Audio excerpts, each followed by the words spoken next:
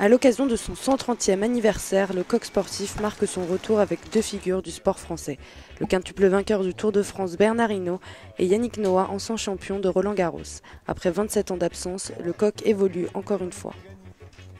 Pour ce premier grand retour sur les maillots du Tour, on voulait signer nos produits avec un logo qui soit différent. Sur ce maillot-là, tu as 3 matières différentes, c'est-à-dire en silicone également pour permettre au maillot d'avoir une meilleure tenue. On a épuré notre logo, on a enlevé le triangle et on a libéré le coq en quelque sorte. L'équipementier français a toujours eu un temps d'avance et permis des améliorations techniques visant à faciliter les performances de ses sportifs.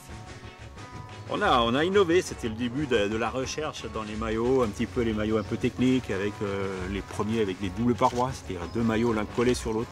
C'était quand même des maillots en laine avant, ou des acryliques mélangés avec de la laine, ça grattait un peu.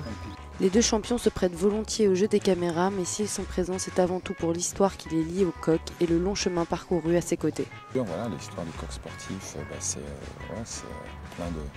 plein de souvenirs, plein de beaux moments. De la nostalgie, des joies, voilà, et puis une grande partie de ma vie. Au-delà du sport, c'est une marque emblématique qui les unit. Le coq a encore de beaux jours devant lui.